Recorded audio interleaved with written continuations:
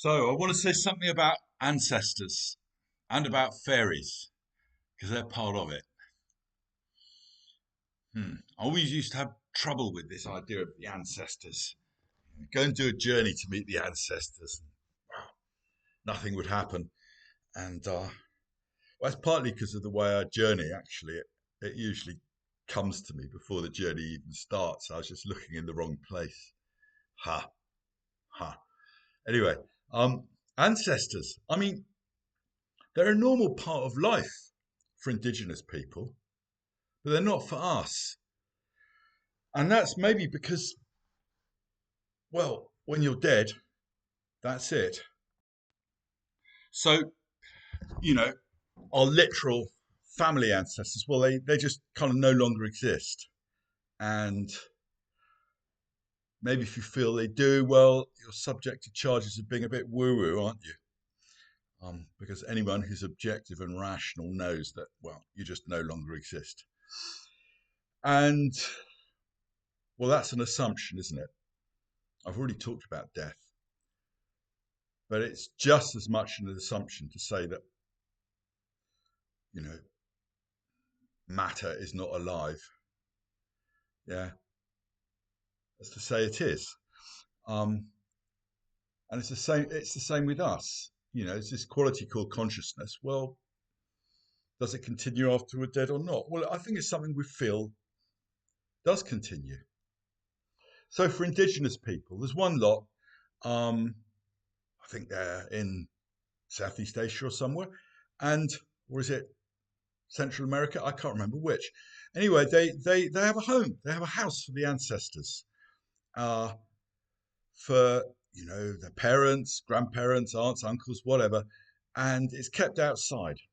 And they feed it. They give food to it. And so, on the one hand, it's acknowledged, but on the other hand, it's not in the house. Yeah. So the ancestors are acknowledged, um, given gratitude towards, if you like, because they're at the foundation of who we are. We've come out of them, and they're still around. And you need to nourish them. You need to remember them. But you don't want them in your lives. They need to get on with whatever it is they're doing. And we need to get on with whatever it is we're doing. And so there's a sanity in that. There's a balance in that. There's a, if you like, a psychological intelligence in that relationship. Um, I do sometimes feel my dead relatives around. I mean, this is a more recent experience. I didn't used to experience that. Particularly a few years ago, I'd taken some LSD. Um, Not my usual path, that, but I got given some in exchange for an astrology reading, and so I took it. I like to do that sort of thing occasionally. It's a sort of inspirational reset, but I don't really view it as a path.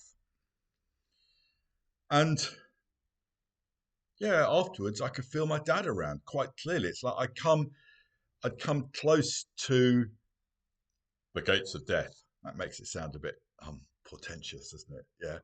Yeah, that veil between life and death. I'd come close to that. Um, Not in the sense of literally dying, but feeling that it's diaphanous. It's just a veil. It's not actually a real barrier. And I could feel my dad around, who died in 2015, and I could feel him around subsequently. Something opened up in me, and yes, I think we can feel the dead around, and it just in an ordinary way. It's like, yeah, of course they're around. Yeah, they are getting on with something else, as I said, but yeah, they're around, and I think that's just a normal experience. Why wouldn't they be? It's consciousness. Why would this consciousness disappear just because it's not in a body anymore? It's just on some kind of different journey now. I mean, it's not something you can prove because we're talking about consciousness. At least yeah, you can't prove it scientifically. Consciousness is the subjective pole of which matter is the objective pole. Matter is susceptible to scientific inquiry, evidence, and theory. You can apply all that, but you can't do that to consciousness. You can't measure it kind of out there objectively because it is by definition subject. And, well, merely subject. Actually, the subjective is all we have at the end of the day. The objective is this thing that it comes and it goes. When we die, it floats away, so to speak. The subjective is the most important thing of all. And yet we write it off as mere subject because it can't be measured. So consciousness continues. The ancestors are all around us. And it's good to remember them. Even if your relationship with them was troubled in some way or difficult. It often is. And maybe that's not all bad. It gives us something to struggle against. I mean, it's not something we'd wish on ourselves, and then we can maybe let go of that and maybe we can be thankful for the lessons they gave us. So I was doing a trance dance once, probably about 7 or 8 years ago. I love doing trance dance. It's like you're dancing to this rhythmic beat. It gets into your body. The spirits love it. The spirits come in and they take you over. You yield to it. And it's ecstatic. And I went on a kind of journey while I was dancing. It was this sort of visual presentation. And I was getting in a Viking ship. I was off on this adventure, out onto the open sea. And I noticed in the back of the boat, there was my mum on one side and my dad on the other. And it's like, what are you doing here? I mean, I kept my distance from them. They had very different ideas about life to me. And I need to just get on with my own. So I would visit, I'd keep in touch, but only rarely. But it's like, no, it's like you're kind of in the way. So it's like, what are these two doing here? I'm off on my adventure, off on this Viking adventure. And I realized, well, what I'm being shown is they're sitting either side at the back of this boat. They have given me the power to live. And just remember that. They have given me the power to live. Be grateful to that. Be thankful for that. They gave me life, quite literally. And life is I don't want to say privilege because that's such a loaded word these days, but life is something to be relished, to be cherished, to be thankful for. Maybe it doesn't happen that often. I mean, the Buddhists claim it's really, really rare to be in a human body, but maybe they over egg it because it's a religion and they try and make you, put you on the defensive a bit. But life is this thing to be cherished. And so there's everything to be grateful for, even though it may have been difficult in certain ways. That's the thing. And a lot of us have this experience with ancestors, particularly parents. There's ways in which it was very difficult with one or more of them. But maybe we just have to trust that. Maybe we weren't born to the wrong parents.